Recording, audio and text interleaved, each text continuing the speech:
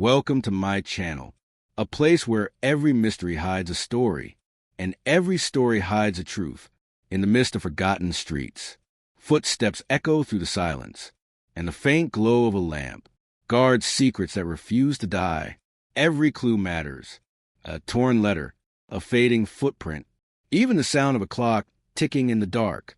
Here, doubt becomes a puzzle, and puzzles lead us to the heart of the unknown. So prepare your mind, watch closely, and listen carefully, because the shadows are speaking, and the truth is waiting to be found. This is where every case begins. Welcome to my channel. Asterisk. Chapter 1. The tree that sprouted Choose-It was in the melancholy depth of November, that liminal season when London seemed caught in a half-sleep of drizzle and gloom. That the peculiar matter of the shoe-bearing tree first reached the attention of Sherlock Holmes. I recall the moment vividly, for it began not with the rustle of the morning paper or a summons from Scotland Yard, but with the unexpected arrival of a visitor who brought with her both the chill of the moors and the unmistakable scent of fear. We had spent the morning in relative silence. Holmes curled in his armchair, fingers steepled, eyes half closed as if asleep, though I knew from long experience that his mind was anything but idle.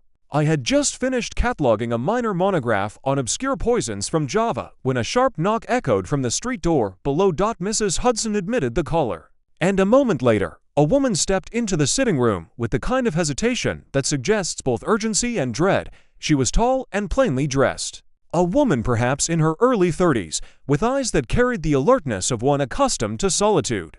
Her hair was pinned in the tight fashion of schoolmistresses, and indeed, her entire bearing was that of a woman who had learned to carry on despite adversity. Holmes opened his eyes, but did not move. "You have come from a considerable distance, madam.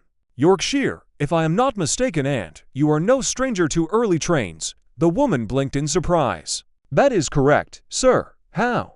"You carry a faint trace of coal soot near your hem common to certain compartments on the East Riding Line. The ink smudge on your right thumb suggests correspondence written in haste. And judging from the state of your boots, which are still damp with morning dew and streaked with frost, you left your lodgings before sunrise. May I ask your name?" "Margaret Rivingdale," she said. "I'm the headmistress of Marlow Grange School in North Brambleby." Holmes inclined his head. "As if her title explained everything, I would not presume to take your time were it not for something so utterly, so disturbingly beyond my understanding. I have come to you, Mr. Holmes, because no local authority believes me. They say it is children's mischief or superstition. But I know what I've seen." Holmes gestured for her to sit. "Pray, continue." Miss Rivingdale settled into the chair, clutching her reticule. "It began a week ago. On the southern edge of the school's grounds stands a tree, an ash, old and gnarled, with roots as wide as tombstones. On Monday morning, one of the pupils found a pair of shoes hanging from its branches, small, leather-soled, laced tightly, and wet as though recently worn." Holmes said nothing, but I noted the way his eye sharpened slightly. "I dismissed it as a childish prank," she continued, "until the next morning, when two more pairs appeared, this time hanging from separate branches, each tied together and dangling as if strung up deliberately. The shoes were different each time. Some were polished and recent, others worn, with holes in the soles and buckles rusted. But here's the thing, Mr. Holmes," as she leaned forward, her voice lowered, "they were all missing from local children." At this, Holmes sat upright. "You mean stolen?" "No," she said. "Disappeared. Vanished from locked dormitories overnight. In some cases, taken right off the feet of sleeping pupils, without waking them." I asked, incredulous. She nodded grimly. "We've had no sign of break-ins. Nothing else disturbed. Just the shoes always returned by dawn, always strung in that same ghastly tree. And the tree itself, has it been examined?" "We tried," she said, "but no one in the groundskeeping staff will go near it now. The stable boy claims he saw the branches moving without wind. Another swore he heard whispers beneath it after dusk. I don't believe in ghosts, Dr. Watson, but even I feel watched when I pass near it." Holmes pressed his fingertips together. "A tree that grows shoes. Fascinating. I know it sounds absurd," she said, "but there is one more detail I hesitate to share." "Out with it," Holmes said. "2 nights ago, I kept watch myself from the headmistress's quarters overlooking the grove. I swear at exactly 2 minutes past 3, I saw a figure beneath the tree. Not a child, taller, cloaked, motionless, a man. I think so. But when I ventured down minutes later, there was no one. Only a new pair of boots in the highest branch, belonging to a missing boy from the neighboring parish. They matched the description exactly. A long silence followed. Holmes rose and walked to the window, peering into the gray afternoon beyond. "Miss Rivingdale," he said finally, "would you be prepared to receive us at Marlow Grange tomorrow evening?" Her shoulders sagged with relief. "Yes, Mr. Holmes, I would be most grateful." Holmes turned to me, and for the first time that day, a spark lit behind his gaze. "Watson, pack your satchel. I believe we are about to consult with the tree." Chapter 2. A school beneath the Morst following morning saw us aboard the early northbound train, with Holmes characteristically silent for the greater part of the journey. His long limbs were folded beneath the heavy tweed of his overcoat, the brim of his hat drawn low over his eyes. To a casual observer he might have seemed asleep, but I knew better. His mind was doubtless dancing among shadows, examining the strange details Miss Rivingdale had given, searching for the fracture in what at first appeared mere superstition. As for myself, I passed the time alternating between gazing at the bleak moorland, sliding past our window, and reviewing my notes. The tale of the tree that bore shoes like some grim parody of fruit lingered uneasily in my mind. I had seen Holmes unravel a great many things: murder, forgery, stolen jewels, even psychic fraud, but this was something else. Something faintly unsettling in a manner I could not yet articulate. We arrived at North Brambleby under a bruised sky just after 3 o'clock. A one-horse cart awaited us, sent from the school with a boy driver who seemed unusually reluctant to speak. His face was pinched with the kind of worrying rarely seen in lads his age. "Has the tree borne any new fruit today?" Holmes asked lightly as he climbed aboard. The boy blinked. "No, sir. Not since Thursday. But that don't mean it won't." With that ominous remark, we rattled off through the narrow lanes, past frost-streaked hedgerows and cottages that seemed to crouch low against the wind. At length, we came upon Marlow Grange itself, an imposing structure of grey stone and Gothic arches, partially obscured by the bare claws of chestnut trees that ring the grounds. Built originally as a manor in the late 1700s, it had been repurposed decades ago into a boarding school for the sons and daughters of minor gentry. Miss Rivingdale greeted us at the main doors. Her usual severity was now softened by genuine relief. "Thank you for coming, Mr. Holmes. Dr. Watson, I've arranged for rooms in the East Wing, and dinner will be served shortly. I trust nothing further has occurred?" Holmes asked, removing his gloves with mechanical precision. "Not since we spoke. But several of the children have taken ill, feverish, restless sleep, muttering nonsense. I've written their symptoms down, if you'd like to see them later," Holmes said. "First, I should like to inspect the tree." She hesitated. "Now, it's nearly dusk, all the better. The light may prove suggestive." Without further conversation, we made our way down a narrow path that wound behind the dormitory, skirting the edge of the orchard. There, rising from a patch of barren earth, stood the ash tree. It was older than the rest of the growth nearby, and taller, a crooked, weary sentinel with bark split in long vertical scars and branches like the ribs of a beast long buried. Several of its limbs bore frayed bits of string or leather straps, remnants of the shoes that had hung there, swaying in the moorland breeze. I noticed that the grass around its base grew in uneven clumps, interspersed with patches of mud. A faint but distinct scent lingered in the air like iron and mildew. Holmes approached the trunk and placed a gloved hand upon it. "Fascinating," he murmured. "Watson, observe the markings here. See how the bark is discolored in a narrow spiral. Some form of climbing, perhaps. You think someone has been ascending it to place the shoes? Possibly. But the distribution of the branches suggests otherwise. Look there." He pointed to a limb high above us, near the topmost fork. "Too high for a child, and yet too delicate to bear the weight of a grown man." Miss Rivingdale spoke from behind us. "That's the odd part. No footprints. Not in the soil, not even in the snow 2 days ago." Holmes nodded absently. "Then perhaps we must consider other methods of elevation. Ropes, ladders hidden away, are a third possibility." He did not elaborate, and I had learned by then not to press him too early. As twilight descended, we returned to the main building, where supper was served in a long, wood-paneled hall warmed by 2 great hearths. The students were conspicuously absent, kept to their rooms, no doubt, but the atmosphere among the staff was strained. Whispers halted as we entered. I noticed furtive glances, quickly averted, and conversations rekindled with false cheer. After the meal, Miss Rivingdale brought us to the infirmary, A modest room lined with narrow cots. 3 children lay restless under quilts, their faces flushed, their limbs twitching in sleep. One, a pale-haired girl of 10, was murmuring in her slumber. Holmes knelt beside her and listened. "Can you make it out?" I asked. He nodded. "The black one walks when the moon is hidden. He wears the faces of others. The shoes are his promise. Dear God," I whispered. Holmes stood. "She's been fed on someone's stories. Or dreams. You think she's imagining it?" "I think someone very much wants these children to believe the impossible," Holmes said. "Which makes me ask who benefits from terror at a school." He turned to Miss Rivingdale. "Do you keep records of staff employment, disciplinary actions, student family histories?" "Of course." "Good. I shall want to see them all. Particularly incidents from before the shoes began to appear. And the full roster of pupils including those withdrawn in the last year." She inclined her head. "Very well." As we prepared to retire, Holmes paused by the window of our quarters, gazing out toward the tree, which now stood cloaked in darkness. "It is not the tree itself that bears watching," he murmured, "but the hand that chose it. And hands, Watson, can be remarkably deceptive things." With that, he extinguished the lamp. And the long night began. Chapter 3. Shadows on the ledger. Next morning broke damp and gray, with mist coiling low along the hedgerows and clinging to the stonework of Marlow Grange like an old memory refusing to fade. Holmes was already awake when I rose, his bed scarcely touched, as always in times of deep thought. He stood at the window with a cup of black tea in hand, his gaze fixed not on the landscape, but on something within it that he alone could see.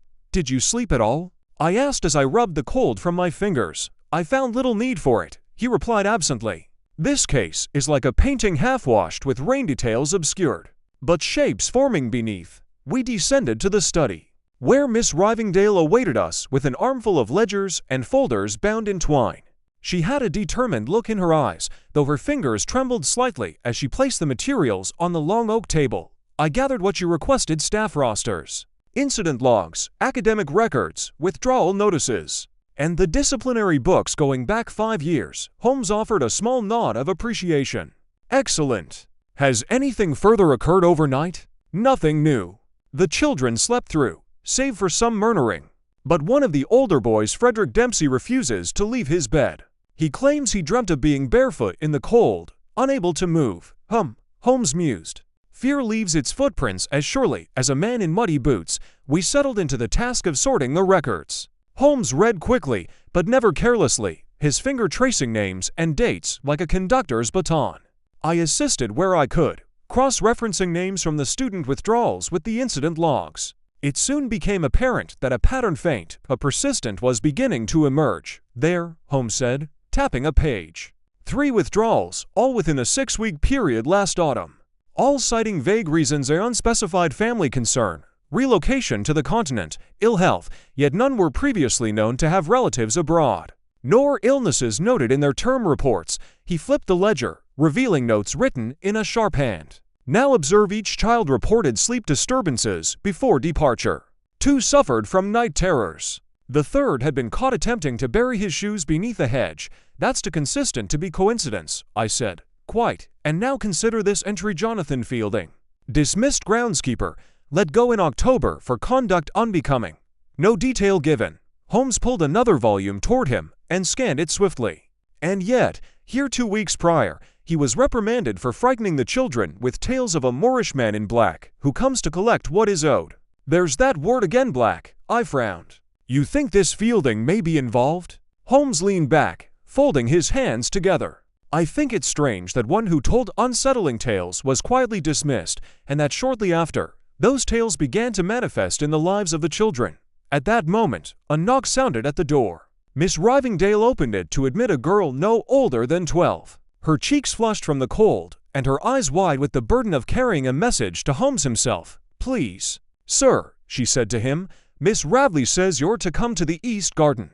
There's been a disturbance." Holmes was on his feet in an instant, coat in hand. "Watson." We followed the girl through a warren of corridors and out into the damp morning, the mist now thinning under the pale scrutiny of the sun. The East Garden was less a garden than a small, walled courtyard where the younger students were sometimes permitted to play under supervision. There, near the center, stood Miss Ravley, the housemistress, beside a flower bed now ruined by upheaved soil. She pointed without speaking. Nestled within the disturbed earth were a pair of girls' shoes, this time laceless, soaked through, and bearing faint traces of blood on the inner lining. Holmes knelt and examined them carefully. "These belong to one of your students?" he asked. Miss Radley nodded stiffly. "Annie Mercer. She hasn't left her dormitory in days. Then how did these arrive here?" She swallowed. "I don't know. The door to her room was still locked this morning, but she screamed just before breakfast. When we reached her, she was sobbing uncontrollably, and her feet were bare. She claims someone stood at her bedside, watching her." Holmes did not reply immediately. He reached into the flower bed and extracted something half-buried, thin and glinting. "A hairpin," he murmured. "Not hers, I assume." "No, Annie has curls. She uses ribbons." He turned it over in his fingers. "Then someone entered her room without disturbing the lock. Or she was visited in her dreams." Holmes straightened, brushing the soil from his gloves. "Miss Radley, I will require access to Miss Mercer's room and the full list of keys held by staff. Dr. Watson, accompany me, if you please." The air is thick with suggestion this morning. As we made our way back, I asked what was pressing on his mind. "There are two mysteries here," he said. "One concerns method, how the shoes appear, vanish, and reappear without trace. But the greater mystery is intention. Why shoes? Why children? Why a tree? The answer to that question will open every locked door.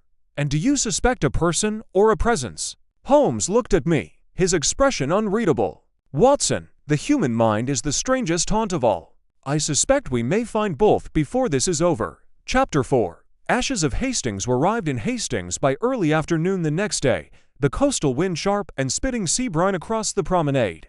The town had the quiet, bracing dignity of an old soldier stooped with time, but proud in posture.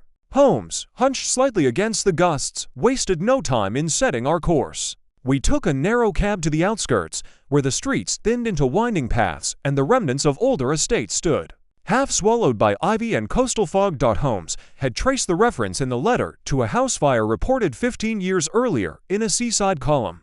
The article was sparse. A manor, Harrow Hollow, had burned in the spring of 1886. No injuries were reported, but the estate was abandoned shortly thereafter. A second, more obscure piece mentioned a coroner's inquest into a gardener's death on the grounds the following week ruled accidental. Holmes believed neither report. The remains of Harrow Hollow lay at the end of a lane, choked with nettles. Only a portion of the stone structure stood to exterior walls and a blackened archway leading to what had once been the drawing room. Wild growth spilled through every crack. Charred beams, now half-rotted, leaned drunkenly among the grass. A bird's nest had found a home in the hollow of a shattered cornice. Holmes paused, eyes closed, as though listening to the echo of a scream from long ago. "This is where it began," he said.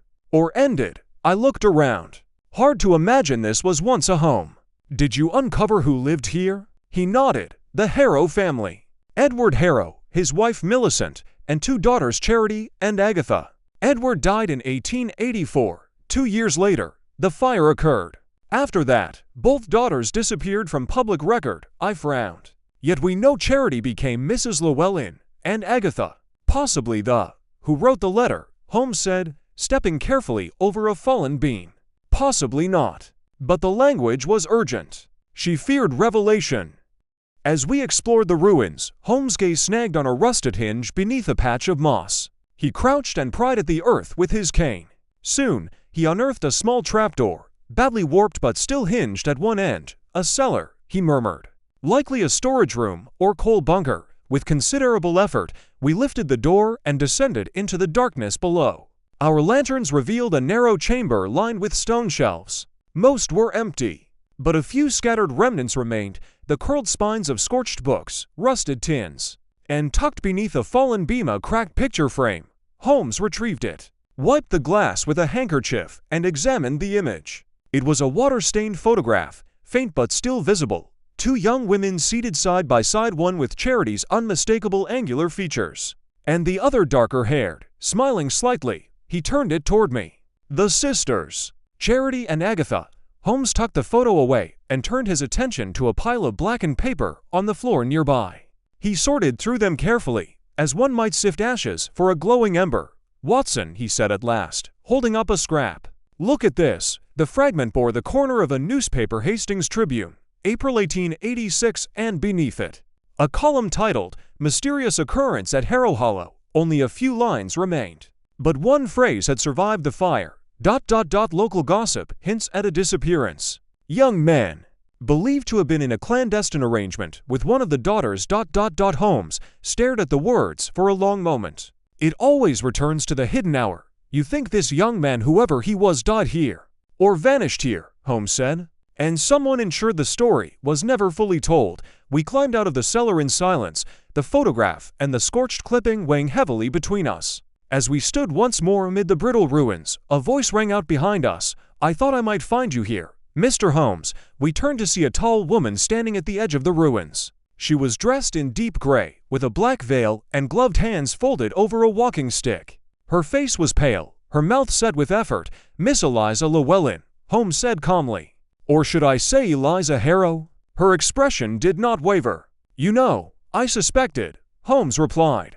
You are not Charity's daughter, but her niece. Agatha's child, raised in secret to protect a past no one wanted discovered. She stepped forward, boots crunching on charred debris. She tried to bury it, all of it. But Braithwaite saw the truth in her eyes, and once the painting began to reveal too much, she panicked. She wanted it gone. Burned, if possible. Just like this house, your mother. I asked gently. Agatha. Dead, she said flatly. Shortly after the fire. They claimed it was grief or illness, but I think she was silenced. The young man mentioned in the paper, his name was Peter Ashcombe. My mother loved him. He vanished the night this house burned. Charity never spoke of it again. But I remember. Holmes regarded her solemnly. Why come here now? I saw the painting, she said. The clock with no 12. That was the time the fire started, midnight, precisely. My mother used to say the hour was stolen from us. I didn't understand it then. But I do now. Holmes nodded once. Then the painting is more than a symbol. It is a confession. She turned to leave. You'll need to speak with Mr. Farnwell. He was my mother's solicitor. He knows more than he dares admit. He's in Eastbourne. Holmes gave a small bow. We shall. As the wind swept through the ruins, lifting flecks of ash into the sky like snow, I felt an old, familiar chill, the sensation that the dead were speaking. Not through voice or ghostly whisper, but through a mission. Through that which had been hidden, until now. Holmes, silent beside me, stared back at the ruins with narrowed eyes. The fire was meant to erase a truth, he murmured. But the hour remained hidden in oil and canvas, waiting to strike again. And with that, we turned from Harrow Hollow, the ghosts watching as we departed. Chapter 5. Beneath the stony. A half hour later, we stood before the weather-worn doors of the root cellar, three figures cloaked in breath fog and tension. The entrance, tucked behind the east stables, had long been overtaken by ivy and moss. An iron lock, red with rust, hung from the bolt like a forgotten sentinel. Miss Rivingdale held the lantern high, its golden light flickering against the damp stone. I had almost forgotten this place existed, she murmured. It hasn't been opened since before my time. The groundskeeper refused to go near it, said the stone sweated even in winter. Holmes stepped forward without hesitation. May I? She handed him the key, and with a grunt, he twisted it through the reluctant lock. It gave way with a squeal of metal and a final click. As the bolt slid back, a gust of cold, earthy air wafted outward, thick with the scent of mildew and long-decayed roots. He looked to me. Watson, lantern. And keep your revolver handy, if you please. Surely you don't expect danger? I asked, even as I reached beneath my coat. Holmes gave a faint smile. I always expect danger, Watson. It's merely a question of timing. The wooden steps groaned beneath our weight as we descended into the black. The lantern cast long shadows against the curved stone walls, ancient masonry, older than the school itself. A narrow tunnel extended beyond the first chamber, low-ceilinged and ribbed with root systems that writhed through the cracks like the veins of something still living. We moved slowly, our footfalls dampened by thick moss and soil. At the end of the tunnel stood a small chamber, round like a crypt. Shelving lined the far wall, long emptied of jars and preserves. But it was the center of the room that drew Holmes' attention, a ring of stones deliberate, too even to be natural, encircled a patch of flattened earth. In its middle stood a crude wooden effigy, no more than 2 feet high. Twigs had been bound with twine to form limbs, and a soot-blackened child's shoe crowned the figure, like a grotesque crown. Good God, I breathed. Holmes crouched to inspect it. We have stepped into a theater of symbols, he murmured. A language written not in letters, but in objects. Ritual, yes, but not ancient, recent. He turned his attention to the surrounding shelves. Dust covered most of them, but one section had been wiped clean. From the shadows, he retrieved a small item, a cracked porcelain mask no larger than a plum. A child's toy, yet its painted eyes were crossed out in ink. Watson leaned closer. What does it mean? It means someone has gone to great effort to weave a myth and has practiced it here. Miss Rivingdale stepped back from the circle. But why shoes? Why use the children's fear? Because fear isolates, Holmes replied. It quiets the mind, replaces logic with ritual. You said the children were restless, fevered, even. But they were also obedient. They gave their shoes willingly, didn't they? She nodded slowly. Yes, as though they believed it was the only way to stay safe. Holmes stood, brushing dirt from his knees. This is not a story born of folklore. It is a story taught, reinforced, built brick by brick. By whom? That, Miss Rivingdale, is the heart of our mystery. A sudden sound, scraping, faint but real, broke the stillness. Holmes froze. Did you hear that? Yes, I whispered. Behind the wall, he turned toward the far corner where the earth seemed darker, disturbed. With the butt of my revolver, I struck at a discolored patch of stone. It gave slightly.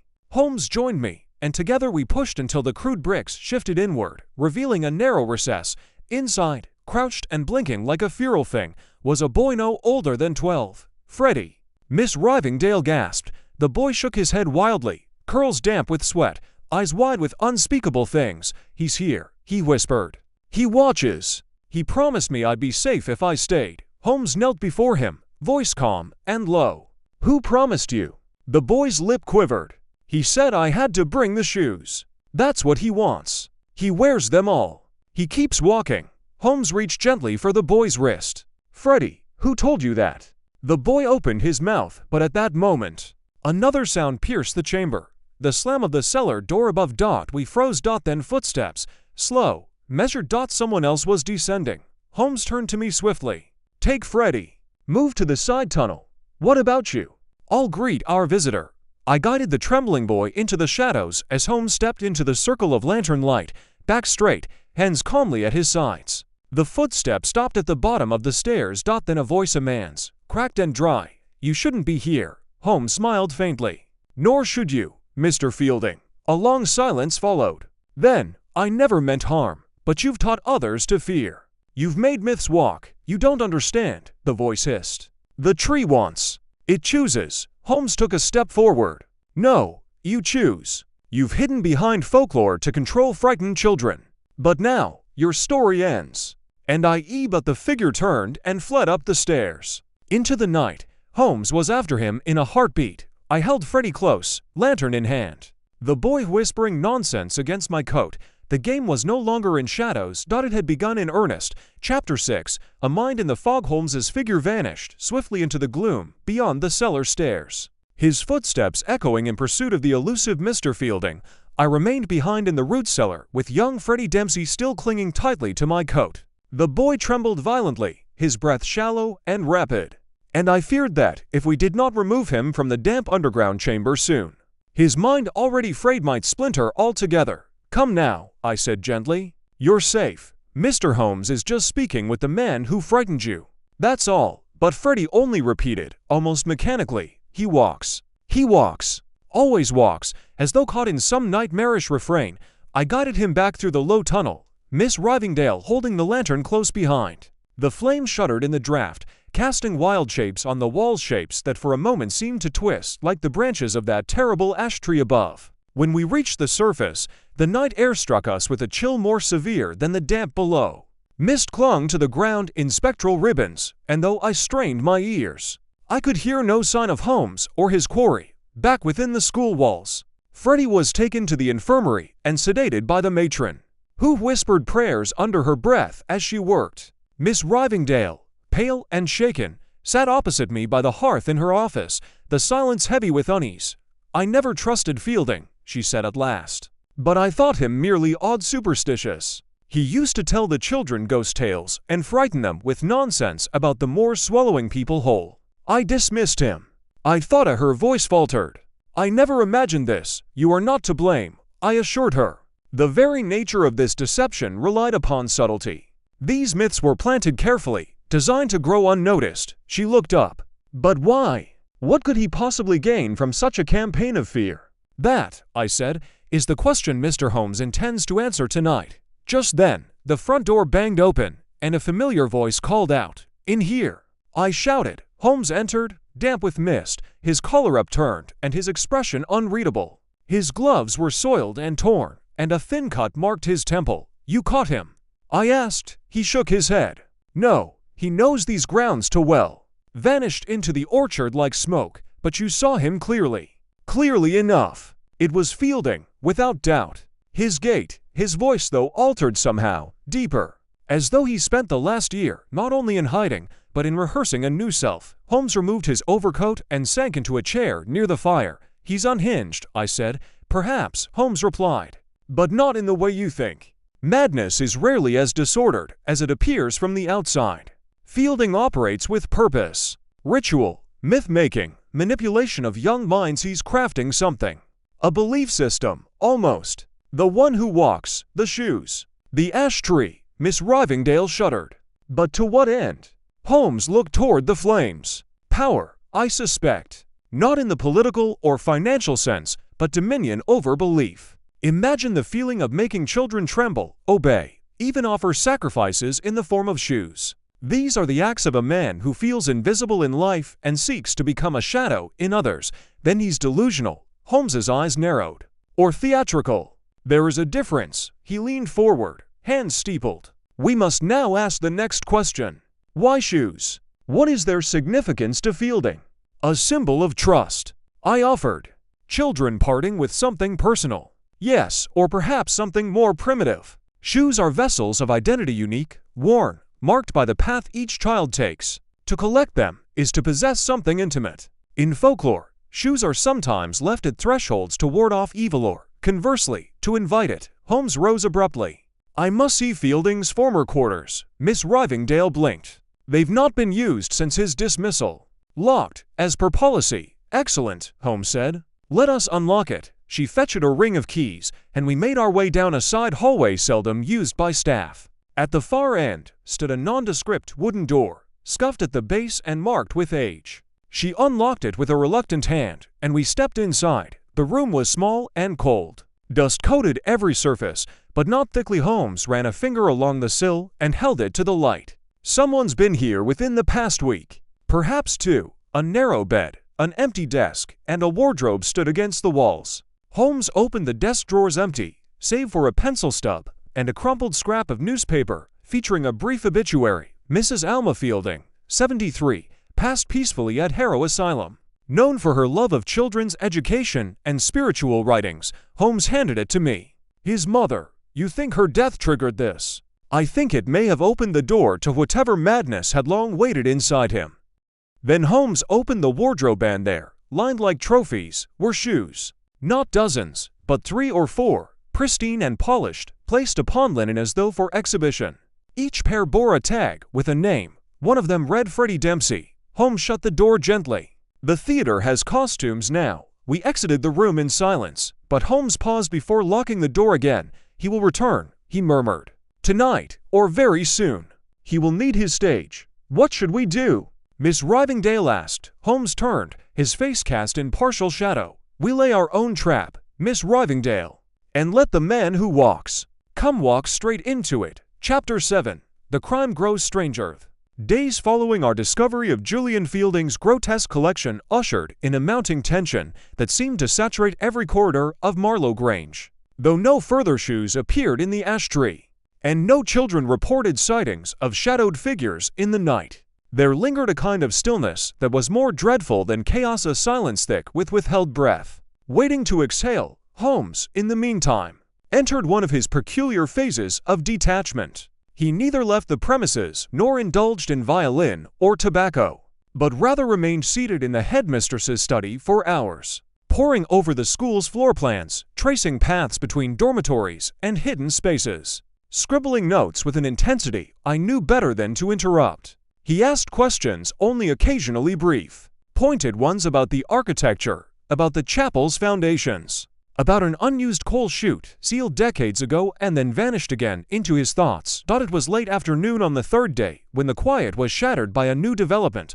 a knock at the study door. Hesitant but urgent. A young maid, her apron stained from kitchen duties, stood wringing her hands. "Beg pardon, sir," she said to Holmes, "but Miss Caro found something in the grounds. Near the south wall, under the ivy. She thought it might be for you."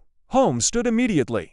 "Show me." We followed her across the garden, past the grove where the ash tree loomed as ever bare, unwholesome, though now stripped of its trophies. Beyond that, close to the southern boundary wall, was a pile of disturbed leaves. Miss Caro, one of the governesses, stood nearby with her shawl drawn tight. "There, under the ivy," she said, voice low. It was glinting in the light. Holmes knelt and brushed the leaves aside. Half buried beneath the soil was a shoe. Just one, small, lacquered black leather, polished to an uncanny shine. A girl's shoe. The sole was spotless, impossibly so. Clean, Holmes said quietly. Far too clean. Not worn, not walked in. With his handkerchief, he retrieved it and turned it in the light. There, stitched discreetly into the lining, were initials .C. Miss Caro gasped. That's Abigail's, one of the girls from the East Wing. But she hasn't been missing anything. She's had both her shoes this whole week. Are you certain? Holmes asked. Yes, she wears them each morning. I polish them myself. Holmes straightened. Then this is a duplicate. An imitation. Crafted to resemble the original, but not used. He turned to me. Watson, do you recall the shoes in Fielding's wardrobe? I nodded. All tagged. All untouched. None of them bore signs of wear. And now one appears buried. Not stolen, but planted like a seed. Miss Caro looked ill. This isn't just about scaring children, is it? No, Holmes said. This is about narrative. Fielding is writing a story with props and setting, actors and audience. The shoe in the tree was Act 1, the hidden offerings, Act 2. Now comes Act 3, where reality begins to bend. He turned suddenly. Where is Abigail now? In her dormitory, Miss Caro said. Should I fetch her? No, keep her in sight, but say nothing. Do not alert her. Fielding is still nearby. This shoe is a message. But we have not yet decoded the dialect. That evening, a strange incident occurred. During supper, a bell rang, not the usual tone for classes or meals, but the iron bell hung beside the chapel door, long disused and half forgotten. Its deep clang echoed through the halls with such weight that it sent both pupils and staff alike to their feet in confusion. Holmes and I were already moving before the second toll. Outside, the courtyard was shrouded in dusk, and the wind had picked up, whipping the ivy from the chapel walls. The bell continued to toll slowly, as if pulled by an uncertain hand. When we reached the tower, the bell rope hung still. Holmes mounted the narrow stair with me close behind. We reached the bell chamber and found no one there. The air was undisturbed, dust undisturbed, the mechanism untouched. Holmes examined the rope. It had been used, clearly, but not recently. The dust clinging to it bore the telltale smear of older friction, not something of the last 10 minutes. This is impossible, I muttered. Not impossible, Holmes said, but cleverly arranged. Someone is toying with perception. Sound can be timed. Bells can be rigged. It is misdirection. He turned slowly, his face unreadable in the half-light. We are not in pursuit of a madman, Watson. We are dealing with a playwright. Later that evening, Holmes returned to the cellar alone and remained there long after midnight. I found him seated on the steps at dawn, a journal open in his lap. He did not look up when I approached. He is preparing his final act, Holmes murmured. And I intend to arrive before the curtain rises. What do you mean? Holmes tapped his temple lightly. Fielding does not aim to frighten. He aims to convert, to replace the children's reality with one of his making. That is the true crime. And what will he do next? Holmes turned his eyes toward the East Wing, where the children still slept. He will try to prove the story true. Through one last act, Chapter 8, Holmes tests a theory. It was shortly after dawn when Holmes, having spent the night in silence at the foot of the bell tower, finally stirred with purpose. The mist still clung to the grass, and the skies had turned the color of wet slate. I found him pacing the chapel cloisters, speaking in low tones to himself, sketching patterns with the tip of his walking stick into the gravel pathway. Watson, he said without turning, do you recall the boy's words in the cellar? The promise. He won't come again if I give him my shoes. I do. That is the fulcrum of Fielding's scheme. He has not merely frightened these children, he has given them a means to control the fear. An offering. He has, in essence, given them a role in his mythology. I frowned. A method of protection? Precisely. Rituals are powerful not because they work, but because people believe they work. In Fielding's fable, fear is the price, and shoes are the currency. I stepped closer. But you said he was preparing a final act. What kind of act? One that elevates him from myth to memory, Holmes replied. He will create an event so extraordinary, so impossible on the surface that it cements the tale in the minds of every child here. Holmes turned to face me fully. And I intend to test the boundaries of his theater tonight, with Miss Rivingdale's reluctant consent. Holmes gathered the older pupils that afternoon under the guise of a special educational activity. He requested that each bring a single shoe, not a pair, and to bring one worn recently. The children obeyed. Though I observed many a puzzled glance and whispered speculation as they assembled in the main hall with their offerings, Holmes stood at the front of the room beside a low table upon which the shoes were placed. His demeanor was quiet, but firm, like a conductor poised before a strange orchestra. Children, he began, you have all heard stories about the ash tree. Some of you may have even dreamt about the man who walks in shoes that are not his own. You've been told through whispers, through drawings, through fear that he watches you. The room fell utterly still. But what if I told you this figure can be confused? That he makes mistakes? That he only finds those whose shoes he has already marked? A ripple of uncertainty passed through the children. Holmes continued, tonight, each of you will place your shoe at the foot of the ash tree. And then, you will sleep. Nothing more. Murmurs arose. One boy raised his hand. Won't that bring him? Holmes shook his head. No, it will trick him. That evening, the ritual commenced. With Holmes observing from the shadows, the children, one by one, crept out under the watch of faculty and placed their single shoe beneath the tree. A strange procession, to be sure, like pilgrims offering relics to an unholy shrine. The air had turned cold and sharp. The sky threatened rain, and the tree, illuminated by lantern light, seemed almost to twist in its own bark. By 10 o'clock, all shoes were in place, 27 in total. Holmes had added a few of his own devising clever forgeries with minute variations in stitching and sole patterns, placed among the others like wolves among lambs. And then we waited. Holmes had arranged 3 concealed observation points, one from the dormitory window, another from a high perch in the south tower, and the third his own station beneath a gardener's lean to behind the grove. He insisted I take the dormitory post, overlooking the ash tree with a clear sightline through the upper window. The wind howled low across the moor. The lanterns flickered. But no one came. Not for hours. And then at precisely to 16 a.m. movement, a figure emerged from the tree line. Slow, methodical, cloaked in black. Face concealed by a low-brimmed hat, the gait unmistakably Fielding's. He knelt by the base of the tree and examined the shoes. Not collecting, studying. His head tilted as he handled each one with reverence. Then, he paused at one of Holmes' forgeries. He picked it up, held it close and froze. A sudden, rigid awareness overtook him, as if he sensed the trap.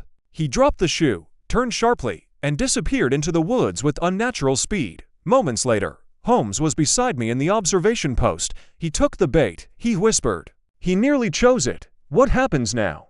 Holmes's eyes were aglow with certainty. Now, we tighten the net. He's wary, but his belief in his own fable will undo him. He reached into his pocket and withdrew a small folded note.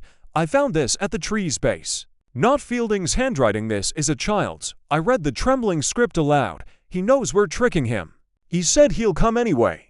But not for shoes. For the feet. Holmes closed his eyes briefly. We must move quickly. Fielding is shifting the rules of his own game. The next act may not be make-believe. At dawn, we retrieved the shoes, some still dry, others soaked in dew. But one was missing, a small, red child's boot. Size 5. From Abigail Caro's original pair. Chapter 9. A second attempt. The culprit strikes against dawn that followed our failed snare at the ash tree was hollow and wan, as though even the sun hesitated to rise. Holmes, ever tireless, was already reviewing notes in the headmistress's study when I joined him. He stood beside the hearth, eyes drawn to the red embers, but his thoughts clearly far away. The bait was almost effective, he said without preamble. But Fielding is growing erratic. The theft of Abigail's boot confirms it. I nodded grimly. Why her again? Because she was already marked first by the fake buried shoe, now by the real one. Fielding intends to make her the centerpiece of his final tableau. I said nothing for a moment. You truly believe he will harm her? Holmes turned sharply. If he hasn't already, he will soon. But not conventionally. Fielding is a man of theater. To him, harm is not just violence, it is belief. He seeks to make her a symbol. Before I could reply, a sudden knock came at the door. Miss Rivingdale entered, pale, clutching her dressing gown around her. She's missing, she said breathlessly. Abigail. She's not in her bed. Holmes's stillness was immediate and complete. Then he moved, calmly but quickly. Was the window open? No, the dormitory doors are locked at night. No sign of forced entry. Then she left willingly, Holmes murmured. Or was led. Within 10 minutes, a search party had formed, faculty, kitchen staff, even to stable hands. Lanterns were lit, and names shouted into the dense morning fog. Holmes, of course, broke from the main group and struck out on his own. Eyes low to the earth, moving toward the orchard with singular determination. I followed close behind. I warned him this would happen, he muttered. But he's desperate now. We forced him to act out of sequence. Do you think she's in the woods? I think she's beneath them. Holmes made for the old chapel once more and descended the bell tower staircase. I barely kept pace. At the base, he examined the floor, then paused. Here, he said. This slab. It's hollow. With effort, he pried up one of the flagstones, revealing a dark shaft beneath an old drainage passage, likely sealed since the school's earliest years. A narrow tunnel yawned before us, lined with crumbling brick and the unmistakable smell of damp earth and mold. Without hesitation, Holmes lit a lantern and crawled inside. Come, Watson. We moved single file for several minutes, the air growing colder with every foot. Somewhere above, feet still tramped the grounds in search of Abigail. But here there was only dripping stone and the muffled beat of our own breath. Then Holmes stopped, ahead. A faint glow. We crept forward and emerged into a wide subterranean chamber, its ceiling supported by beams black with age. Shelves lined the walls, old and rotted. And at the center a circle of shoes, at least 20 pairs, arranged in a spiral, toe to heel, like a grotesque sundial. At the very center sat Abigail, seated on a small wooden chair, her eyes closed, but her chest rising and falling slowly. Holmes moved to her at once and knelt. She's been drugged, he murmured. But unharmed. A sedative, probably laudanum, judging by the breath. He intended to wake her at the right moment. I scanned the walls. No sign of him. Not yet. Just then, we heard a low, rustling sound from the far end of the chamber. A figure emerged from the shadows, not cloaked now, but wearing a waistcoat and shirt stained at the cuffs with earth. Julian Fielding. His face was gaunt, pale, eyes wide with that fixed gaze I had seen only in asylum wards. You ruined it, he said softly. She was meant to awaken here, to see the spiral, to understand. Holmes rose, standing between Abigail and the man. Understand what, Fielding? Fielding's eyes flicked to the spiral, the pattern, the order. Shoes are the steps of the soul. Each one carries a path, a story. When you arrange them just right, the silence speaks. Holmes kept his voice level. And what does it say, Julian? That they listen, he said, almost reverently.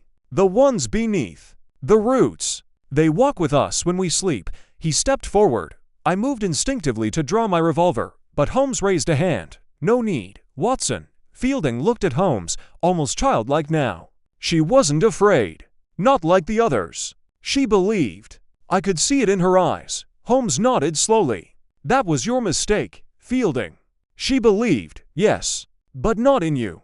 In being safe. For a brief moment, Fielding seemed to falter. His mouth opened as though to speak, but instead, he turned and ran, vanishing into a side tunnel. Holmes didn't pursue. Let him go. I asked. He won't get far. I alerted Inspector Gregson last night. Scotland Yard officers are already waiting on the far road. I only needed Fielding to lead us here. We lifted Abigail gently. She stirred, murmuring something unintelligible, then fell back into sleep.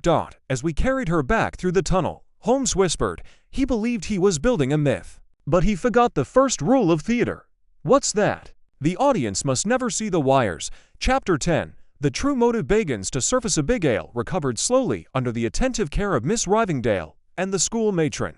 Though she remembered little of her time beneath the chapel, she murmured once, just before sleep. A peculiar phrase that Holmes would later fixate on. He said the tree had mouths, and they were always hungry in the hours that followed her rescue. A strange quiet settled over Marlow Grange. The pupils, though unaware of the full truth, seemed instinctively calmed, as if the oppressive weight pressing upon the school had suddenly lifted. Fielding had vanished into the night, but Holmes was correct, he would not vanish far. By mid-morning, word came from Gregson himself. Fielding had been apprehended while attempting to board a northbound freight train near the edge of the moor. He carried with him a single suitcase, packed not with clothing or coin, but with 6 shoes each carefully wrapped in linen and an unmarked book filled with childish illustrations of trees, shoes, and symbols that defied coherent meaning. Holmes, upon hearing the news, made no remark save for a curt nod. "The curtain is down," he said. "Now the analysis begins." He summoned Miss Rivingdale, Gregson, and myself to the study that afternoon for a full explanation. The room was dark, but warm, the fire crackling, rain falling steadily outside the tall windows. Holmes stood before the hearth, his eyes reflecting the flame. "This case," he began, "is not, at its heart, about shoes. Nor is it about trees, or ghosts, or even frightened children. It is about control." Gregson, arms crossed, grunted. "Fielding's clearly mad." "No," Holmes said, his voice sharper than usual. "Do not excuse what you cannot understand with the comfort of madness. Fielding may have drifted into delusion, but his methods were cold, patient, and far more dangerous than any simple lunatic." He gestured to a bundle of papers on the desk. "Fielding spent years at Marlow Grange. Quiet, overlooked, forgotten, but not idle," he observed. He noted which children were suggestible, which staff were inattentive, which corners of the school had been forgotten by modern eyes. And into these cracks, he inserted a myth. He unwrapped a drawing from the bundle, one of the childlike sketches found in Fielding's case. It depicted a tree with crooked roots and a ring of shoes at its base, each pair emitting crude black lines intended, perhaps, to represent whispers or tendrils. This, Holmes said, was the seed. A dark fairy tale, distributed not with words, but through symbols, rituals, and fear. Fielding needed the children to believe they were participants in an old story, older than their teachers, older than reason. Once they believed, he could shape their actions, extract obedience, offerings, silence. Miss Rivingdale, visibly shaken, asked in a quiet voice, "But why? What did he gain?" Holmes looked at her. A stage. A captive audience. In their minds, he became something more than human, something inevitable. That is the truest form of power. He walked to the window. Rain streaked the glass, but the most telling detail lies in what Fielding feared. The forged shoe I planted among the children's offerings, that was the turning point. He recognized it as false. His belief in his narrative was so complete that he could spot an intruder. Gregson sat heavily in the armchair. But the children weren't hurt. Not physically, anyway. No, Holmes agreed. And that is what makes this so disturbing. Fielding understood boundaries. He never crossed into violence because he didn't need to. He manipulated the very framework of fear. He wanted reverence, not ruin. I spoke then, unable to suppress the thought. But what of the cellar? The spiral of shoes, the drugging of Abigail. That seems like escalation. Holmes nodded slowly. Because we forced him to improvise. Our trap, clever though it was, interrupted his final act. The spiral was to be a kind of climax. He intended Abigail to wake there, surrounded by the evidence of the myth, to witness the truth of his creation. She would have spoken of it to the others. And the tale would live on, far beyond Fielding. Miss Rivingdale closed her eyes. He meant to pass it on. Precisely, Holmes said. That was the final stroke, ensuring the fable survived him. And in time, another child might grow up and become the next figure beneath the ash tree. Gregson let out a low whistle. Diabolical. Holmes looked down at the hearth. Yes, but fragile. Such fictions, when exposed to light, wither quickly. That evening, Holmes and I walked the school grounds once more. The rain had stopped, and the air smelled of clean soil and burnt wood. We passed the ash tree. It stood as it always had, crooked, black-barked, gnarled with age, but no longer ominous. Holmes regarded it for a long moment. "Watson," he said quietly, "do you know why myths survive? Because they speak to something universal?" He smiled faintly. "Yes, but also because they are retold. They must be repeated, or they vanish." He turned from the tree. "Fielding's myth will not be repeated. We've denied him his legacy." We walked in silence a while, and then Holmes added, almost absently, "And yet, I wonder had I not intervened ... Would that tree have truly grown teeth?" I looked sharply at him, but he said no more. Chapter 11. The Bader Holmes' grand strategy despite Fielding's capture, and the subsequent return to calm within the ivy-stained walls of Marlow Grange. Holmes' vigilance did not wane.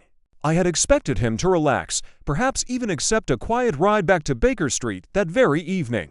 Instead, I found him at dawn in the chapel courtyard, pacing in sharp, looping circles, muttering equations and fragments of dialogue beneath his breath.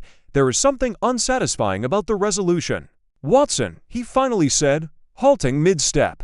Fielding played his role too precisely, too willingly. "You think he wanted to be caught?" "Not wanted, planned." I stared at him. "You believe he orchestrated his own downfall?" "Perhaps not consciously, but the theater of it, Watson, the messages, the final ritual beneath the chapel, the neatness of his arrested fits too well. Men like Fielding thrive on control. And I fear, even now, he believes he has retained it. But how?" I asked. "He's in custody. His narrative has been shattered." Holmes shook his head. "No, his narrative merely changed. You heard what he told Gregson yesterday. It was never meant to end with me. That isn't the voice of a man broken. That's the voice of a man passing a baton. Passing it to whom?" "That," Holmes said, "is what we must now determine." He spent that morning in the headmistress's study once more, requesting access to staff schedules, maintenance logs, and even church attendance rosters. At his instruction, I interviewed the school's groundsmen and junior matrons, pressing them for any interaction they'd had with Fielding in recent months. Most described him as distant and strange, but none had seen him in direct conversation with others, except one, young Sarah Chapman. A scullery maid no older than 15 recalled that Fielding had often lingered near the kitchens late in the evening. "He never asked for food," she said, "but he used to talk to Jimmy ... The errand boy." Holmes' eyes lit at that. "Where is this boy now?" "Gone, sir. Left 2 days ago. Said he had family sick in Scarborough." Holmes turned sharply to Miss Rivingdale. "Did he request leave?" She looked startled. "No, we assumed he had run off." Holmes stood, the fire in his eyes unmistakable now. "Fielding didn't intend to survive this. He was grooming a successor, but a child." I said, "Children are the most effective vessels for myths, Watson. Easily shaped, easily hidden. We must assume this boy has taken the story with him and will try to plant it again." Miss Rivingdale looked stricken. "Then it's not over." "No," Holmes said. "It's begun anew. But not, I hope, for long." That afternoon, Holmes composed a telegram, which he handed to me with instructions to send immediately from the village post. To Inspector Lestrade, Scotland Yard, locate boy named James Whittle. Age approx. 12 to 14. Last known to be at Marlow Grange. Believed en route to Scarborough. Detain without alarm. Do not interrogate. Hold until Holmes arrives. Urgent. By nightfall. We received reply. Boy located near Malton. Taken to local constable unharmed. Awaiting instructions, Holmes allowed himself a rare exhale. Good. We caught the spark. Before it reached dry grass, we departed for Malton the next morning by carriage, the Yorkshire countryside rushing past in a blur of hedges and hoarfrost. Holmes remained uncharacteristically quiet until we neared the small constable's office. When we arrived, the boy sat calmly on a bench, legs swinging. He looked up at us without surprise, without fear, only expectation. "You're Mr. Holmes," he said, not as a question, but a recognition. "I am," Holmes replied. "And you are James Whittle?" "Yes, sir." Holmes knelt before him, not as an interrogator, but almost as a teacher. "Did Mr. Fielding speak to you often?" "Yes, sir. Told me stories. Said I was clever." "Did he ever give you anything?" The boy hesitated. "A notebook. Do you have it?" He nodded and produced it from inside his coat. Holmes opened it carefully. Inside were not words, but diagrams, crude spirals, symbols, tree roots, circles drawn around pairs of shoes. One page bore the words, "The tree listens. So must you." Holmes shut the book and handed it to me. "Did you understand what he meant, James?" The boy shook his head. "No, sir. I just like the drawings." "Good," Holmes said. "Then you're not lost to it yet." He stood and turned to the constable. "The boy is no criminal. He's a witness to something larger than himself. Keep him here until the authorities arrange proper care. He is not to be questioned further. As we left the office, I asked, "What now?" Holmes looked west, toward the low gray horizon. "We've intercepted the message," he said. "Now we must bury it so deeply it never rises again." He turned to me. Fielding thought he could plant a myth. But he forgot that the best gardeners are those who know when to burn the roots. Chapter 12. The moment of recognition returned to London under a different sky, one not plagued by fog or wind, but wide, clear, and almost indifferent to the events that had transpired in the north. Holmes, however, remained deep in thought, his face an impassive mask for most of the journey. Only once did he speak, and that was not until we had crossed the outskirts of the city and were within earshot of Baker Street's familiar clangor. "There's still one unanswered question," he said, gazing out of the carriage window. "Why shoes?" I looked at him, puzzled. "You already answered that. You said it was symbolic. A way to establish ritual, to build a narrative." "Yes," he nodded slowly, "and that explanation served us well at the time. But it is incomplete. We arrived at 2:1 shortly thereafter, and Holmes made no delay in retreating to his study. He disappeared behind a tower of books and newspaper clippings, emerging only hours later with his sleeves rolled up, pipe unlit but clenched tightly between his teeth. "There's a pattern here," he muttered, half to himself. "But it's not in the children. It's in the footprints left behind." "Do you mean the literal footprints?" "No, Watson. I mean the sequence of appearances, the rituals he designed. Consider this: he began with one pair of shoes hung from a branch, then two, then five, each one from a different child. But always one key detail: the shoes were either clean, recently worn, or freshly polished." "That's true. Then consider the ones we found buried, also clean, never damaged." He didn't want worn shoes. He wanted shoes with stories erased, identities stripped. Fielding wasn't just stealing from the children, he was recasting them. He needed props, not memories. Why? Because Fielding hated messiness, disorder. You remember his spiral of shoes, how he arranged them precisely by size and shape. Fielding's mind was architectural. To him, the untidiness of a real child's life, the scuff of a toe, the worn sole, was noise. He wanted to erase that noise and replace it with his design. I began to understand. So the shoes weren't meant to represent the children. They were meant to replace them. "Exactly," Holmes said, eyes gleaming now. "Each pair was a token in a game he alone understood. In the myth he built, shoes were not worn, they were collected, offered, sacrificed. Because that is how he saw people, not as individuals, but as roles to be filled. Puppets in his theater." Holmes strode to his desk and retrieved Fielding's sketchbook, the one taken from young James Whittle. He opened to a particular page. "You see this?" It was a diagram of the ash tree, but its branches had been labeled not with names, but with titles: the believer, the doubter, the seer, the sleeper. These were not characters invented by the children, Holmes said. They were assigned by Fielding. He cast them, Watson, like a playwright chooses actors. The children didn't invent the myth. They were inserted into it. I looked again at the list. The titles were eerily close to the roles the children had played in his ritual. Abigail, the one who believed. Freddie, who hid. Others, whose shoes had vanished under more mysterious circumstances. But how could he control all that? He couldn't, not fully. But he could suggest. And that's all he needed. The mind of a child fills in the rest. Holmes lit his pipe now, finally, letting the smoke curl like thoughts he no longer needed to hold inside. It's a trick as old as the stage. Create the illusion, plant a few cues, and the audience will believe they've reached the conclusion themselves. A knock came at the door. Mrs. Hudson stepped in with a letter. "Delivered by hand, sir. From Yorkshire." Holmes took it with a raised brow and opened it swiftly. He read silently, then passed it to me. "Mr. Holmes, Abigail asked me this morning why the tree no longer hums at night. She said it used to whisper things when no one was looking. I told her perhaps the wind had changed. She said, 'No, he's gone now. He took the shoes with him.' I do not know what she meant. Rivingdale." Holmes said nothing for a moment. Then, softly, even without Fielding, the story lingers. "It's in the children now. Residual belief. Do you think it will fade?" "Eventually," he said. "Memories distort, symbols crumble. But there may be echoes for years. That is the danger of narrative. Once embedded, it resists amputation." I placed the letter gently upon the desk. "So what now?" I asked. Holmes tapped the ash from his pipe. "Now, we publish the truth. Quietly, We send a report to the school board. We recommend that the tree be cut down and the cellar sealed. No drama, just dull, practical bureaucracy. The enemy of all legends, and Fielding. He will be tried. Perhaps he will plead insanity. Perhaps he will vanish into some sanatorium. But it matters little. The real theater has been dismantled. As I reached for my coat to leave for the evening, Holmes turned once more toward the window. Outside, the lamplit fog drifted past like smoke from a distant fire.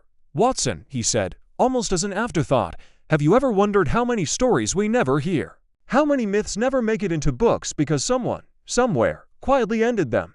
I met his gaze. "I think we just did, Holmes." Chapter 13. The final attempt to escape despite Holmes's declaration that the theater had been dismantled. A faint disquiet remained with me in the days that followed our return. It clung like the lingering scent of mildew from that subterranean chamber beneath the chapel, a scent memory could not quite cleanse. Holmes, however, appeared content to let the matter rest. He resumed his violin in the evenings, read Le Moniteur Universal at breakfast, and even entertained a brief correspondence with a chess-playing cardinal from Naples. It was as though the darkness at Marlow Grange had been packed away like an old costume. Its drama concluded. Then came the letter from Gregson, delivered by special courier. It was short and composed with the usual bureaucratic dryness of official police reports. But it struck both Holmes and me with an immediacy that could not be ignored. Re.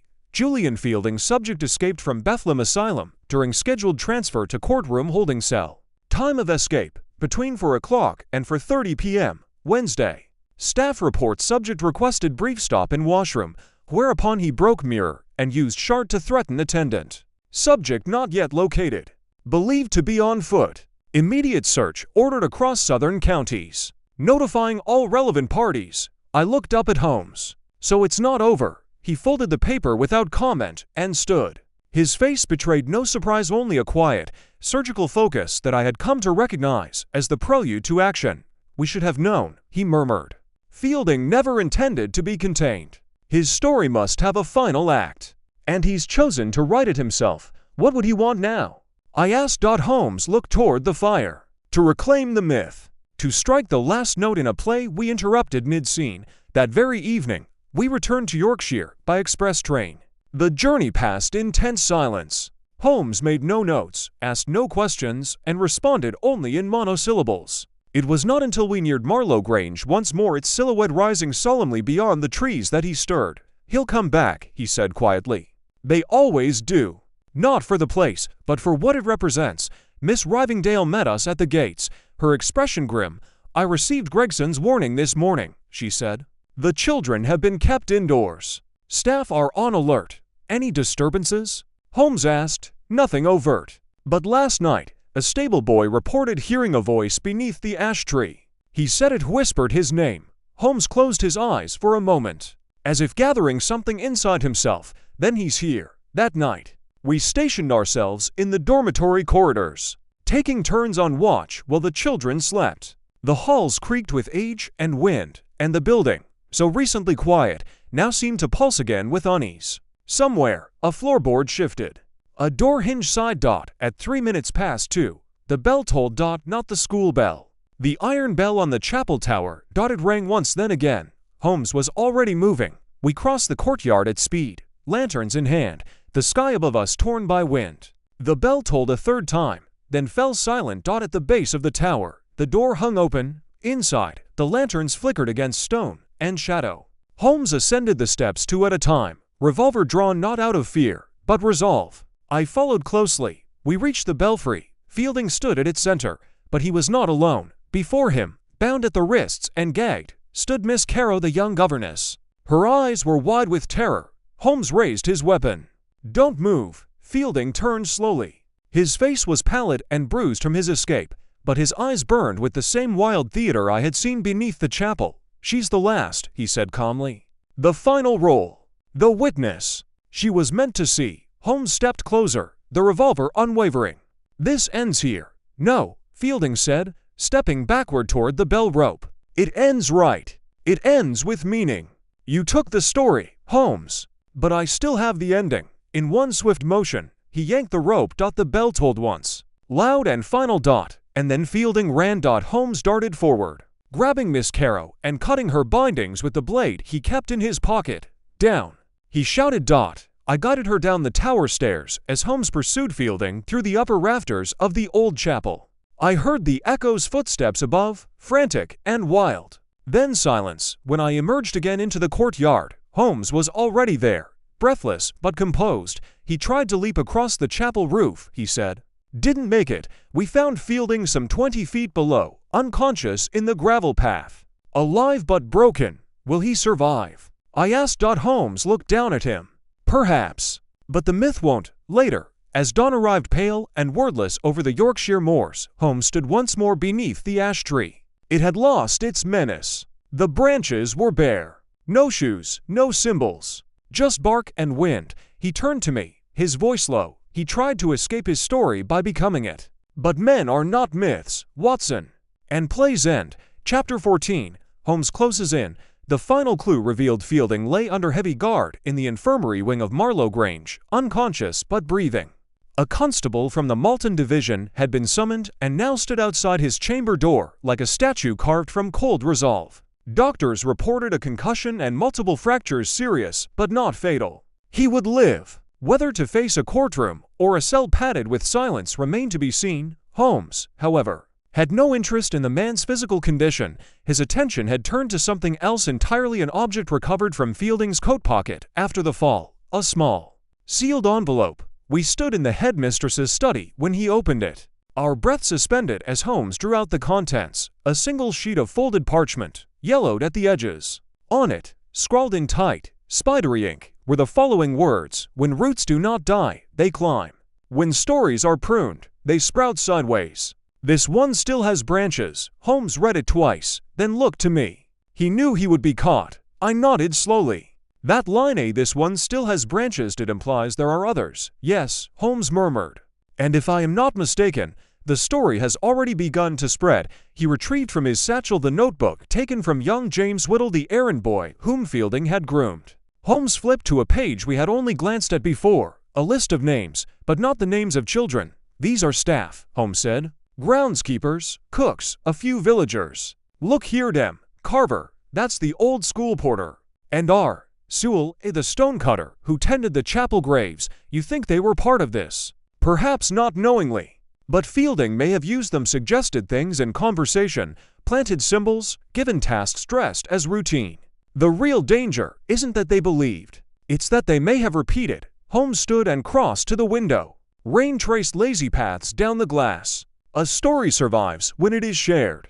And Fielding, I believe, planted seeds far beyond the ash tree. I opened the headmistress's ledger at the desk. "We can question them, those who remain nearby." "No," Holmes said. "That would only give the story air. What we must do is sever it, root and stem." He turned, eyes alight. "We need to find the origin." "You think Fielding didn't invent it?"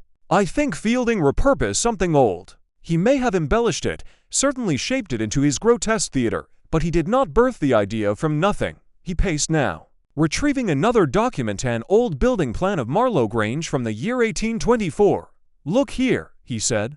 "Before it was a school, this estate was a private manor. Notice anything?" I examined the map. A single mark caught my eye. There was a second tree, west side, labeled black ash. Holmes smiled faintly. "Very good. The records show that tree was struck by lightning in 1842 and removed. But before that," he pointed to a faded annotation in the margin, almost illegible. "It was referred to as the wishing tree." I raised my brow. "Superstition? Local folklore. A place where children left shoes in exchange for favors. Some say healings. Others said protection from nightmares." I exhaled. "So Fielding didn't invent the shoe ritual, he revived it." "Yes, he clothed an old folk belief in new fear. And because the tree that birthed it was gone, he simply transferred the symbol to the surviving ash. The myth remained, but the host changed." Holmes straightened. "And now we understand his final clue." He retrieved the letter again and pointed to the phrase, "They sprout sideways." He feared being caught. So he scattered the story. He told it to children, to staff, to the errand boy. Each heard a slightly different version, enough to keep it unstable. So even if one thread is cut, others may grow. I felt the weight of it settling in my chest. "Then how do we stop it?" Holmes folded the paper. We reframe the narrative. Replace belief with explanation. Miss Rivingdale entered just then, having received word from the constable that Fielding had stirred briefly. He asked for you, she said. By name. Holmes said nothing for a long moment. Then, no, we both looked at him. He expects a final scene, Holmes said. A confrontation. A last line. He's hoping to regain the spotlight. You won't give it to him. Holmes shook his head. The cruelest ending for a man like Fielding is no ending at all. No audience. Just silence. That afternoon, Holmes drafted a formal letter to the school board, outlining the official version of events that Fielding, a former employee, had engaged in elaborate but ultimately harmless theatrics that had unnerved students and staff. No mention was made of shoes, trees, or rituals. The story, as far as the public would ever know, was of a disturbed man with delusions and the school's swift, responsible intervention. When the headmistress reviewed the document, she nodded solemnly. This will put the matter to rest. Holmes smiled faintly. No, but it will make sure it is never spoken aloud again. That night, we walked once more beneath the ash tree. Its limbs were quiet, its base cleared of leaves, and no shoes lay among its roots. But Holmes looked upward, as if inspecting something unseen. The most dangerous myths, he said softly, are the ones that pretend to be forgotten. Because they wait, Watson. They always wait. Chapter 15. The final gathering. Holmes had orchestrated many unmaskings in his career, but few as quiet as the one that followed. There was no grand confrontation in a drawing room, no thunderous pronouncements or gasps of revelation. Instead, it was arranged like the final rehearsal of a play already closed, a careful assembly. Not for performance, but for resolution. At Holmes's request, the headmistress summoned the key members of the school staff to the main hall one overcast morning. It was the same vaulted chamber where the children had once placed their shoes, beneath his direction now devoid of pupils. Stripped of myth, returned to ordinary air and echoing stone, Gregson arrived from London at Holmes's behest. Notes tucked beneath his arm, expression grim and skeptical. He was no man of symbols, and it was clear that much of what had passed in Yorkshire had stretched his credulity beyond comfort. But he respected Holmes, and more importantly, he trusted his outcomes.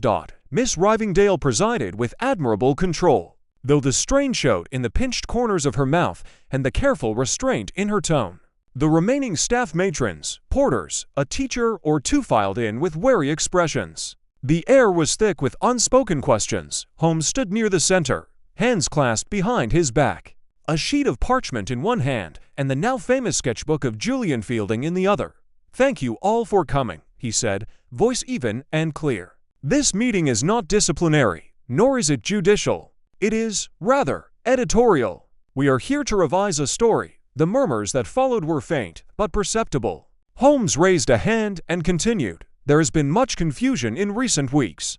Uncertainty, fear, and a sense that something unnatural had crept into this place. But stories, ladies and gentlemen, are like diseases. They spread when left unexamined. When passed through whispers rather than light. He placed Fielding's sketchbook on the table. This book contains the heart of the myth that took hold here. The ash tree, the shoes, the one who walks, these were not invented by frightened children. They were constructed carefully, deliberately by a man who understood the mechanics of belief. Fielding, Holmes gestured toward the parchment in his hand. And here, in his final note, he confirms his intention. The myth was never meant to end with him. He scattered fragments of it across the minds of those most vulnerable, not only the children, but you. A ripple of discomfort passed through the room. Holmes continued. Many of you were approached by Fielding under ordinary circumstances. A conversation by the fire. A shared cup of tea. A request to repair a step, move a lantern, polish a bell rope. Nothing remarkable. But each small moment was a thread. And woven together, they created something that felt ancient, inevitable. He looked to Gregson. But it wasn't. It was recent, crafted, and fragile. And today, we shatter it for good. He walked to the center of the room and gestured to the table. There are names written in this notebook. Not accusations, just acknowledgments. Fielding identified you as instruments in his stagecraft. Not accomplices. Just pieces of the scenery. To cleanse the narrative, I ask only this, that you speak aloud the moment you recall it began. When something unusual, something strange, caught your attention. Let us remove it from shadow. There was a long silence. Then Miss Caro stepped forward. He asked me to place shoes by the window, she said. Said the children left them behind after games and that it would comfort them to find them again. I didn't think anything of it at the time. The porter followed. He told me the tree had a hollow at its base where rabbits nested. Asked me to leave scraps there. It felt harmless, another teacher.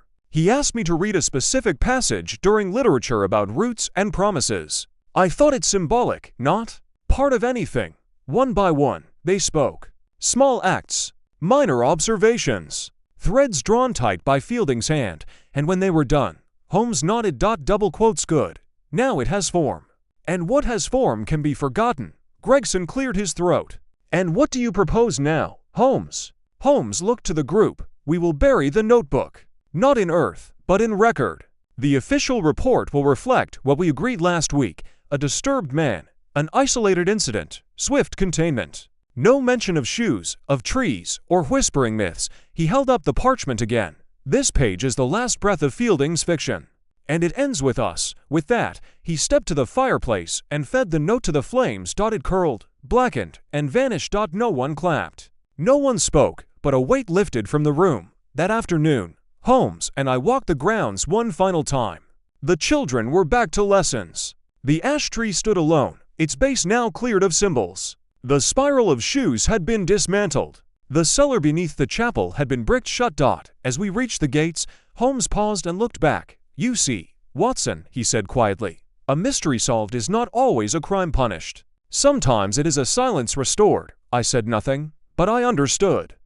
And as we departed Marlow Grange, I could not help but wonder, had the wind always sounded like that, or had something, at last, truly gone still? Chapter 16, The Reveal. Holmes breaks down the crime. It was not until we returned to Baker Street, weeks after the final gathering at Marlow Grange, that I persuaded Holmes to recount the full tapestry of deduction.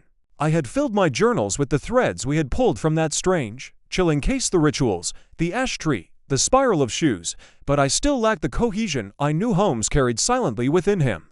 The logic, the sequence, the spine of the story. We were seated by the hearth one evening, the fire warm and undemanding, the street outside dulled by a late winter fog. Holmes had just set aside the Times and his cup of silent tea when I leaned forward in my chair. Holmes, I said, there is something in this case that still escapes me. He glanced at me with a mild smile. Only one thing. I must be losing my touch. I shook my head. Not the who. Not even the how. It's the structure of it. The precise architecture of Fielding's scheme. When did it begin? How far back does it go? You've spoken of his mind as theatrical, but I want to understand how it all fits together from beginning to end. Holmes steepled his fingers beneath his chin. A fair request, he said. Very well. Let us trace it together. He rose, paced once to the window, then back, his voice taking on that crisp, clipped clarity I always associated with his deepest moments of reason. Julian Fielding began his design not as a predator, but as a patient builder of narrative. His position at Marlow Grange afforded him a unique opportunity: daily proximity to impressionable minds, overlooked authority, and access to forgotten spaces. He understood, Watson, that stories, like infections, spread best in quiet places. He paused to strike a match and relight his pipe. The origin, as we learned, lies in the old local folklore once centered around the wishing tree, now long gone. A ritual involving shoes and dreams, mostly harmless, mostly forgotten. But Fielding revived it. Why? Because he saw in it a perfect framework, familiar enough to seem old, flexible enough to reshape. He resumed his pacing. He began small. A whispered story to a child prone to nightmares. A shoe misplaced on purpose. A dream planted with suggestion. Then came the rituals: placing shoes beneath the tree, hiding items in floorboards, writing anonymous notes. I nodded. The first pair of shoes in the tree. Not hung by the children, Holmes said. Hung by Fielding himself, but made to look as if the children had placed them there. The next night, more shoes appeared, this time delivered by students acting on dreamlike instruction. He had crossed the line between story and action, and the tree. I asked. He chose it deliberately. Holmes tapped the side of his pipe. Of course. The current ash tree bore enough resemblance to the old one to carry symbolic weight, and its location secluded, warped by age-invited superstition. He knew the power of suggestion. He paused at the bookshelf, withdrawing Fielding's sketchbook and flipping it open. Here the spiral. Not merely artistic, but ritualistic. Shoes arranged by size, style, and history. Fielding's obsession wasn't chaos. It was order. He believed he could impose narrative control upon reality itself. But why the spiral? I asked. Holmes turned the book so I could see.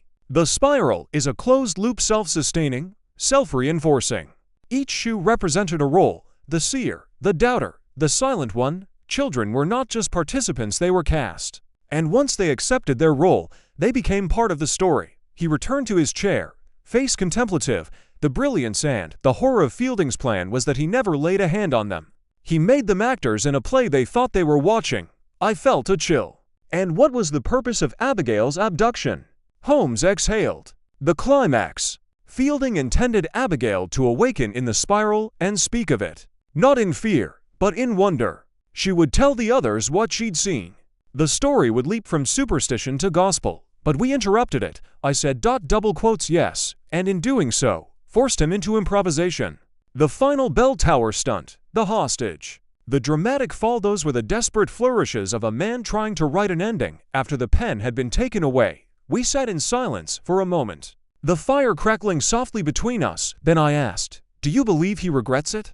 Holmes shook his head slowly. "No, a man like Fielding doesn't believe in regret. He believes in unfinished work, and the others, the boy, the staff members he used. Residual fragments," Holmes replied. "Scattered seeds. But without Fielding's guiding hand, they lack the pattern. That is why I dismantled the myth publicly and surgically. No trial, no spectacle, only bureaucracy." I leaned back, the scope of the case finally taking shape within my mind. Holmes glanced at me. "Satisfied?" "For now," he smiled faintly, then looked once more to the flames. "But remember, Watson, not every crime is written in blood. Some are penned in whispers, rehearsed in silence, and performed in the minds of those who never know they were audience at all." Chapter 17, Outcome and Justice. In the weeks that followed, the memory of Marlowe Grange faded from the public eye, replaced as it always is by new scandals, fresh disasters, and the ceaseless turning of society's attention. No headlines were made, no articles inked with melodrama. The official records contained only the essential facts. A man disturbed by grief and obsession had manipulated children, incited superstition, and was apprehended before true harm could be done. That, at least, was the version that satisfied the inspectors, the trustees, and the newspapers. But Holmes and I knew better. Fielding remained in custody at a secure facility on the outskirts of Bristol, his physical injuries healed, his mental state under close evaluation. Holmes refused to visit. When I asked why, he replied simply, "I've heard enough of his lines." Let the curtain fall without applause, and so it did. What remained, then, was not justice in the usual sense, but containment. Fielding's story had not ended with a gavel or a gallows. It had ended in quiet, intentional obscurity. The tree was cut down, its roots burned and buried. The cellar beneath the chapel, once home to the spiral of shoes, was sealed behind bricks and mortar. And the children, young as they were, moved forward, their nightmares dulled, their memories softened by time and correction. Yet, as I walked the halls of Baker Street one cool March evening, I could not help but wonder if we had truly erased all of it. I found Holmes in his study, sorting correspondence. He held in his hand a letter wrapped in gray parchment. He opened it, read in silence, and passed it to me. "Dear Mr. Holmes, I wanted you to know that Abigail sleeps soundly now. The whispers have gone, and she no longer checks beneath her bed each night. She paints again. Shoes, mostly, but not black ones. She remembers you as the man who told the truth. I remember you as the man who stopped the lie from becoming a legacy." Riving Delay folded the letter with quiet reverence and returned it to the desk. "She's healing," I said. "Yes," Holmes replied, without looking up.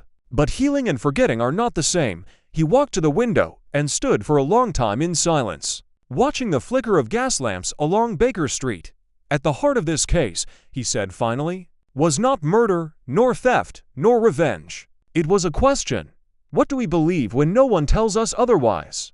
"And the answer?" I asked. "That we fill the silence with stories." He turned then, and in his eyes I saw not triumph, but something quieter, almost sorrow. Fielding understood that, and he used it. He saw the blank space in those children's minds and etched a nightmare into it, line by line. I nodded slowly.